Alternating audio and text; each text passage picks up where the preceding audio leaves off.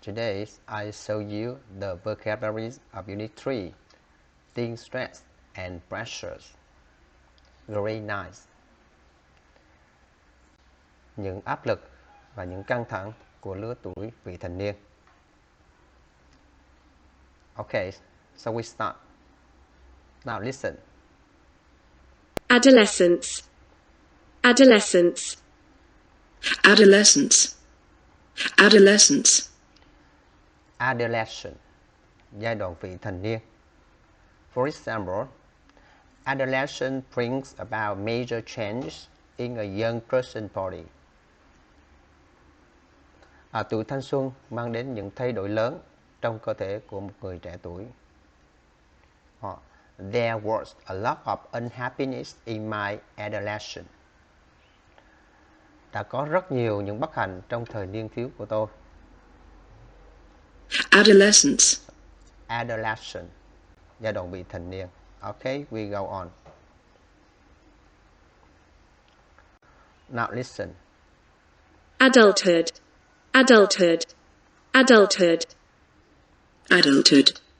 Adulthood. Adulthood. Adulthood, giai đoạn trưởng thành.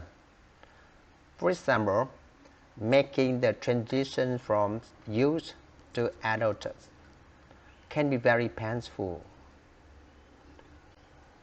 Quá trình chuyển đổi từ tuổi trẻ sang tuổi trưởng thành thì có rất nhiều đau đớn. Có thể rất đau đớn. Or parents want to know the best way to raise their child to adulthood. Cha mẹ thì muốn biết cách tốt nhất để nuôi dạy con của họ đến tuổi trưởng thành. Adulthood. So, adulthood là giai đoạn trưởng thành. Okay, we go on.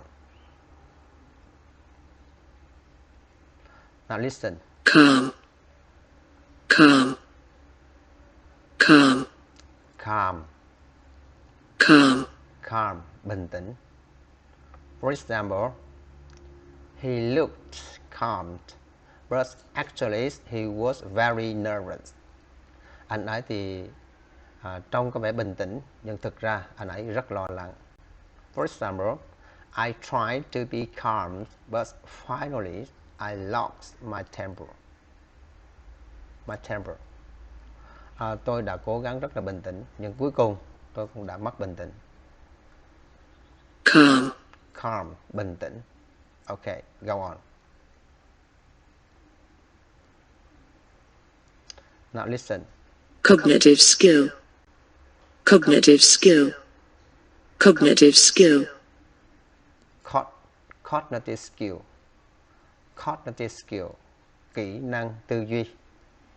For example, the purpose behind this assignment is to check your cognitive skills. Mục đích đằng sau cái bài tập này là để kiểm tra kỹ năng nhận thức hay là kỹ năng tư duy của bạn. Horse riding requires not only physical skill but also cognitive skills for achievement. Cưỡi ngựa thì yêu cầu không chỉ yêu cầu đòi hỏi về kỹ năng về thể chất mà còn có kỹ năng về nhận thức để đạt được một cái thành tích. Cognitive skill. Cognitive skill, kỹ năng tư duy. Okay, go on. Now listen. Concentrate. Concentrate. Concentrate. Concentrate. Concentrate, tập trung. For example, it's too noisy in here. I can't concentrate on my studies. Ở đây thì ồn ào quá, tôi không thể tập trung vào cái việc học của mình. Or, don't look out the windows. Concentrate on your work. Đừng nhìn ra ngoài cửa sổ, tập trung vào công việc của bạn. Concentrate. Concentrate, tập trung. Okay, go on.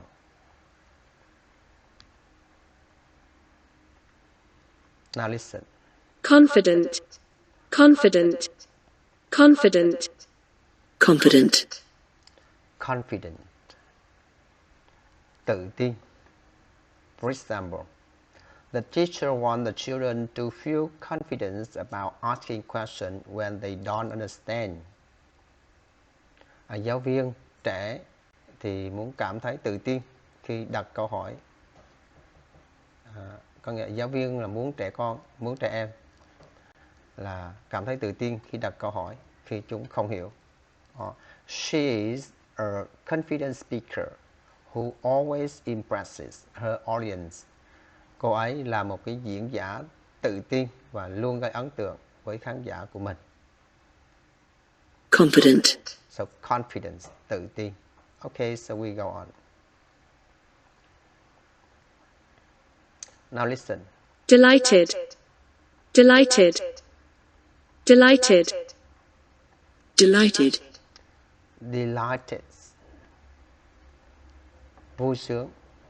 For example, the audience were clearly delighted with the performance. Khán giả rõ ràng rất là vui sướng với cái màn trình diễn. I was so pleased and delighted for him when he started losing weight. Tôi rất là hài lòng và vui mừng cho anh ấy khi anh ấy đã bắt đầu giảm cân. Delighted. Delighted. Vui mừng, vui sướng. Go on. Now listen. Depressed. Depressed. Depressed. Depressed. Depressed. Tuyệt vọng. For example, he seems a bit depressed about his work situation. Anh ấy có vẻ hơi chán nản, hơi tuyệt vọng về cái tình hình công việc của mình. Or he became quite depressed after he lost her jobs at the department store. Anh ấy trở nên là khá chán nản, khá tuyệt vọng sau khi anh ấy đã mất cái công việc ở tại cái cửa hàng. Okay, so we go on. Now listen. Embarrassed. Embarrassed. Embarrassed. Embarrassed. Embarrassed. Xấu hổ. For example, when I began to sing, he laughed and made me embarrassed. Khi tôi bắt đầu hát thì anh ấy đã cười và khiến tôi xấu hổ. He became embarrassed when a journalist asked him questions about his finance. Anh ấy trở nên rất là lúng túng khi một cái nhà báo hỏi anh ấy về những câu hỏi về tài chính của anh ấy. Embarrassed. Embarrassed, xấu hổ. Okay, go on. Listen. Emergency. Emergency. Emergency. Emergency. Emergencies, tình huống khẩn cấp. For example, the government had declared a state of emergency following the earthquake. Chính phủ đã ban bố tình trạng khẩn cấp sau trận động đất. The purpose of the drills is to be prepared in the case of an emergency. Mục đích của các cái cuộc diễn tập này là để chuẩn bị trong cái trường hợp khẩn cấp. Emergency. Emergency, tình huống khẩn cấp. Okay, so we go on. Now listen. Frustrated. Frustrated. Frustrated. Frustrated. Frustrated. Frustrated. Bực bội là vì không giải quyết được cái công việc gì. For example, when things go wrong, all of us naturally feel disappointed and frustrated. Là khi mọi thứ diễn ra không như ý muốn, thì tất cả chúng ta đều cảm thấy rất là thất vọng. Or he gets frustrated when people don't understand what he's trying to say. Anh ấy bực bội khi mà mọi người không hiểu những gì anh ấy đang cố gắng nói. Frustrated. So, frustrated là bực bội vì không giải quyết được vấn đề gì. Okay, next. Now listen. Helpline. Helpline. Helpline. Helpline. Helpline, đường dây nóng trợ giúp. For example, a new helpline is now available for people trying to stop smoking. Là đường dây trợ giúp mới hiện có sẵn cho những người đang cố gắng cai thuốc lá. Or a telephone helpline will be available to answer any of their questions. Một đường dây nóng hay đường dây trợ giúp qua điện thoại sẽ có sẵn để trả lời bất kỳ câu hỏi nào của họ. Helpline. Helpline, đường dây nóng trợ giúp. Okay, we go on. Now listen. Housekeeping skill. Housekeeping skill. Housekeeping skill. Housekeeping skill, kỹ năng làm việc nhà. For example, the girl students are trained in every branch of housekeeping skill, cooking and gardening. Các sinh viên nữ được đào tạo về mọi kỹ năng dọn dẹp nhà cửa, nấu ăn và làm vườn. Or the how to show up your good housekeeping skills on your resume if you want to be accepted for this job. Bạn phải thể hiện được cái kỹ năng dọn phòng tốt của mình trong sơ yếu lý lịch nếu như bạn muốn được nhận vào làm công việc này. Housekeeping skill. So, housekeeping skills, kỹ năng làm việc nhà. Okay, next.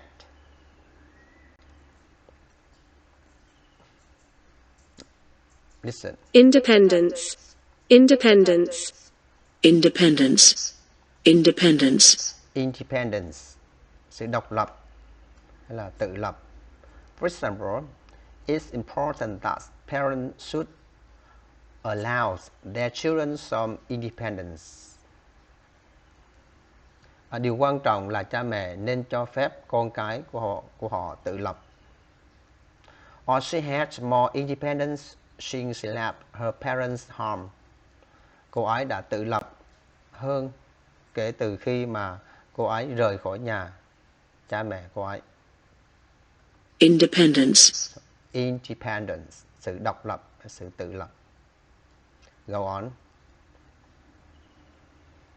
Listen. Informed decision. Informed decision. Informed decision. Informed decision. Informed decision. Informed decision, quyết định có cân nhắc.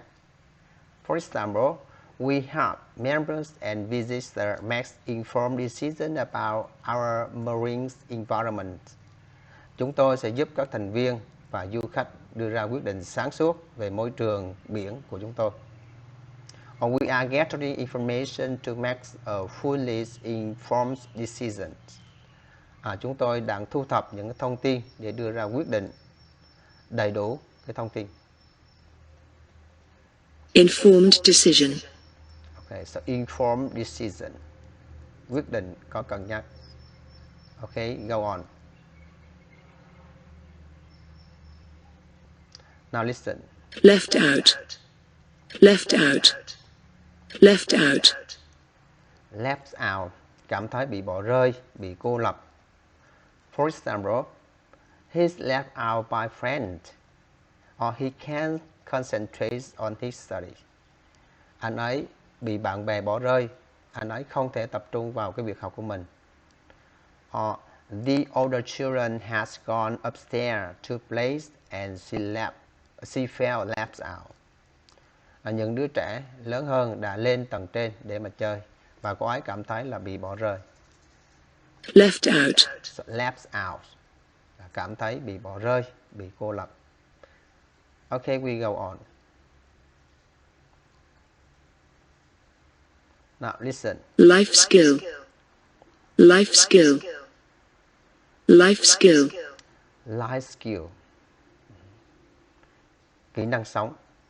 For example, sharing with a brother or sister can help children learn important life skills. Chia sẻ với anh chị em thì có thể là giúp trẻ học các cái kỹ năng sống rất là quan trọng. She will be taught vital life skills like how to prepare a meal and how to use a washing machine. Họ sẽ được dạy học các cái kỹ năng sống rất là quan trọng như cách là chuẩn bị bữa ăn và cách sử dụng cái máy giặt. Life skill. So, life skill, kỹ năng sống. Go on. Now listen. Relaxed. Relaxed. Relaxed. Relaxed. Relaxed. Thoải mái, thư giãn. For example, there is a very relaxed atmosphere between staff and pupil at the school. Có một bầu không khí rất là thoải mái giữa nhân viên và học sinh tại trường. He appeared relaxed and confident before the match. Anh ấy tỏ ra rất là thoải mái và tự tin trước trận đấu. Relaxed. So relaxed, thoải mái, thư giãn. Next. Now listen. Resolve conflict. Resolve conflict. Resolve conflict. Resolve conflict. Giải quyết xung đột. For example, the government has done nothing to resolve conflicts over nurse pay. Chính phủ đã không làm gì để mà giải quyết xung đột về tiền lương của y tá. Two families want to resolve conflicts in peace. Hai gia đình muốn giải quyết cái xung đột trong cái hòa bình. Resolve conflict. So resolve conflicts là giải quyết xung đột. Go on. Listen. Risk taking. Risk taking. Risk taking. Risk taking, liều lĩnh. For example, I don't think taking risks too often is a good idea. Tôi không nghĩ rằng chấp nhận sự rủi ro quá thường xuyên là một ý kiến hay. Or starting a business always involves some risk taking. So, bắt đầu việc kinh doanh là luôn phải chấp nhận rủi ro. Risk taking. So, risk taking, liều lĩnh. Okay, we go on.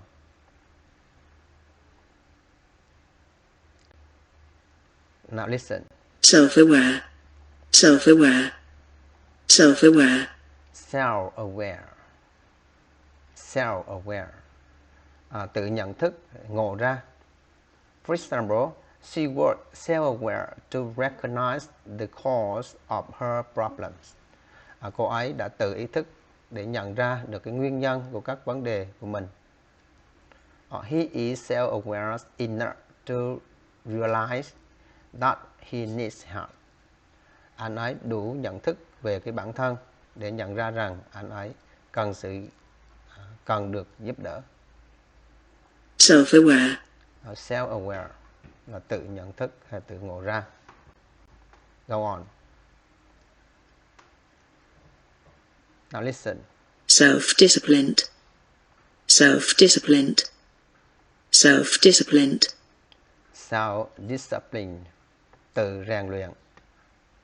For example, I faced up to the fact that I was not self-disciplined enough to lose weight by myself.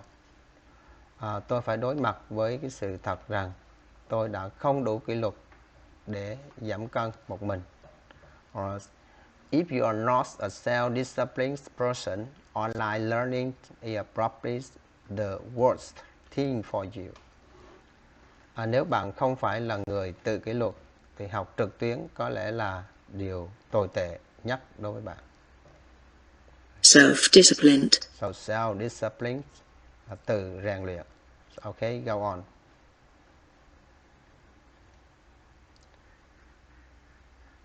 Okay, listen. Stressed. Stressed. Stressed. Stressed. Stressed, căng thẳng, mệt mỏi. For example, a number of worker interviews said they felt highly stressed at work. Một số công nhân được phỏng vấn cho biết là họ cảm thấy rất là căng thẳng cao độ trong cái công việc. Thu has been studying very hard for the exams, but she still felt stressed. Thu đã học rất là chăm chỉ cho kỳ thi, nhưng mà cô ấy vẫn cảm thấy là căng thẳng, vẫn mệt mỏi. Stressed. Okay, stressed. So stressed, căng thẳng, mệt mỏi. Go on.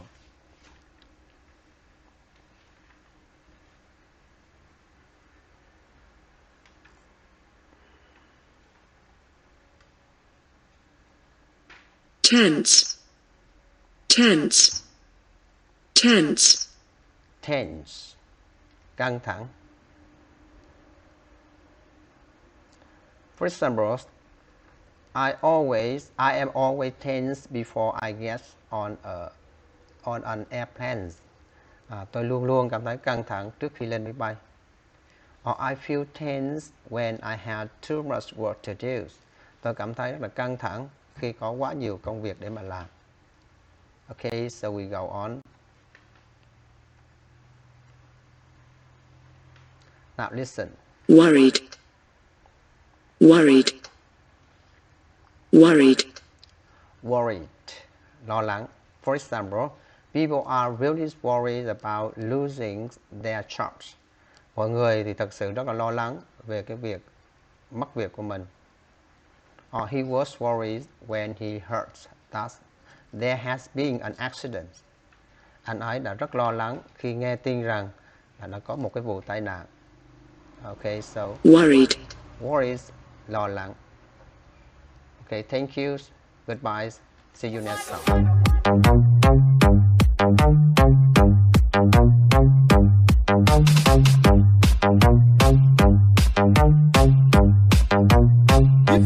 You know what?